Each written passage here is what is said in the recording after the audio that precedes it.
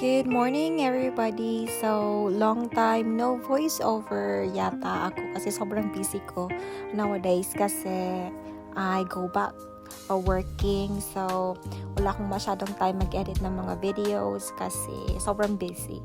So, for today's video is just a continuation of my previous video, which was the trip we had in Gapyeong, Begonia Bird Park. So, we will just continue touring this place. So we are now in their media room. So it is a room full of LED screen. Sobrang ganda dito guys sa loob, kaso lang medyo nakakahilo. So hindi ako dito masyadong nagtagal kasi the more you look at the screen, nakakahilo siya guys. So umalis din kami agad. So, punta naman tayo dito sa kanilang infinity room. Actually, this area is the one that attracts me to come here. So, nakita ko siya sa reels.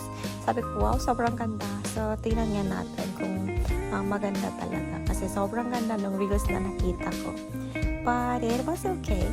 So, it's very picturesque naman. So, it's really worth the go naman. So, the entrance fee pala dito guys is I think 15,000 won. So, that's around 500 pesos per person.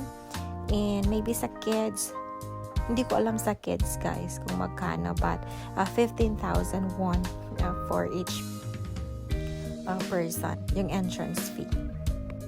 But I think it was worthy kasi meron silang mini zoo, meron silang botanical garden, and then the media room, and then ito, yung view na to na very ganda talaga in person. And then meron din sila ditong bird park, and then what else, and pink molly, which is sobrang ganda ng pink molly nila dito. So I think it is worth the 15,000 won.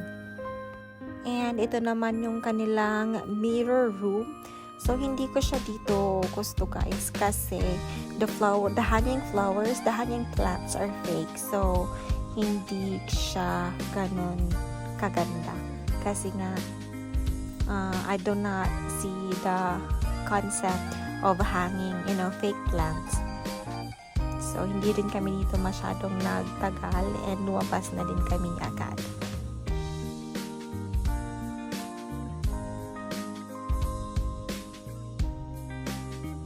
Then, dito naman tayo sa kanilang bird sanctuary. So, meron din sila dito ng iba't ibang klase ng mga ibon, especially yung mga parrots. So, ang gaganda ng kulay ng kanilang mga parrots dito. And I think they are also trained kasi parang when yung nagbabantay, pag nag-whistle yung nagbabantay is lumalap, they move. So, parang they react doon sa command ng nagbabantay sa kanila. So, mas okay dito guys kasi totoo yung nakikita ko. And sobrang ganda din ng mga plants dito. Parang lahat ng plants na nakikita ko dito is nakikita ko sa Pilipinas. So, sobrang ganda ng mga halaman and medyo warm siya. Parang may heater yung place na to. Sobrang ganda ng mga halaman.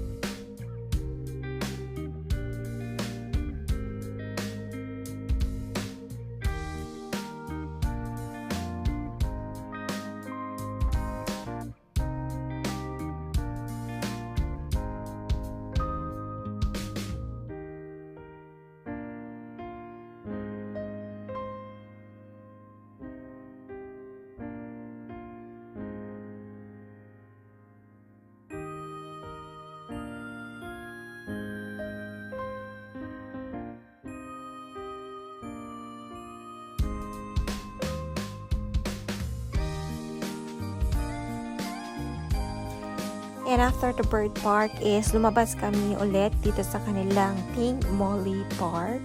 So sobrang ganda ng areas na ito guys. I think they designed it for the autumn season. So Pink Mollies are very famous attractions kapag ganitong season. So sobrang ganda ng kanilang mga photo zone. But the problem was, it was very cloudy that day. Actually, umuulan-ulan siya. So, hindi maganda yung lighting. So, ang pangit kumuha ng mga pictures and videos. So, hindi nakakatamad kumuha ng pictures guys kapag ganito klase yung panahon.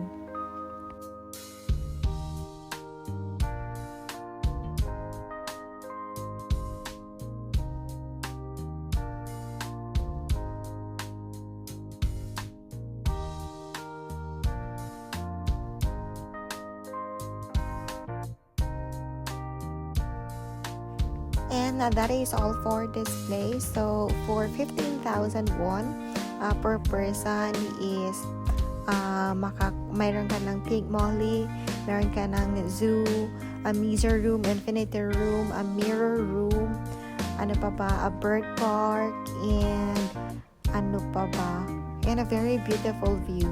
So I think sulit naman, it's very recommendable, but I think they are very new. So I heard that they just opened recently this year. So I think they are still improving the amenities and their services. So